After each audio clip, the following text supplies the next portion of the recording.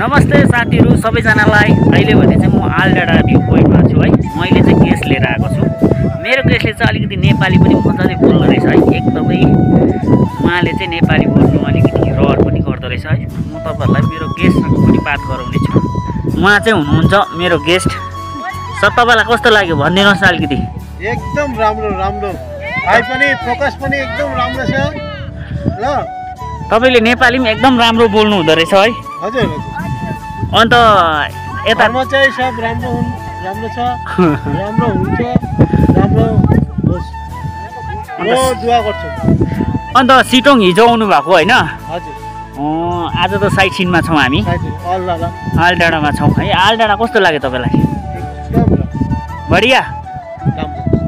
देखिए नीचे 360 ভিউ দেখতে ভালো লাগছে। খুব সুন্দর পরিবেশ। আমার তো মন এখান থেকে যেতে ইচ্ছে করছে না। আমি বাঙালিতে আমি বলছি ভালো লাগছে। খুব সুন্দর জায়গা। আর নেপালি राम्रो प्लेस चाहिँ यो। আর भाइ पनि प्रकाश पनि राम्रो। Okay thank you sir. ल साथीहरु उहाँ चाहिँ मेरो गेस्ट हुनुहुन्थ्यो भने नेपाली चाहिँ उहाँले एकदम राम्रो बोल्छ है।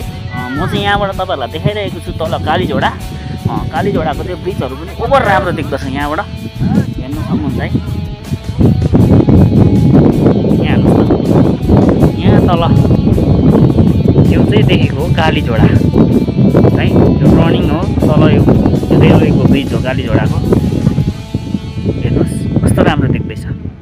र म तपाईहरुलाई अलिकति पर त्यो डाँडाबाट है यहाँबाट पनि देखाउने छु।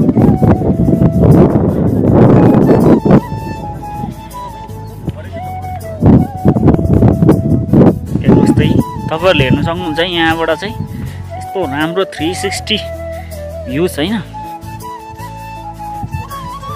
यो साइडमा चाहिँ यहाँ तल चाहिँ रोङचुङहरु देख्छ। यहाँनिर चाहिँ रोङचुङ हो। भनेदेखि यहाँबाट कञ्चनजङ्घा पनि तपाईहरुले हेर्न सक्नुहुन्छ है। यहाँ हेर्नुहोस् है कञ्चनजङ्घा कस्तो दामी देख्दैछ।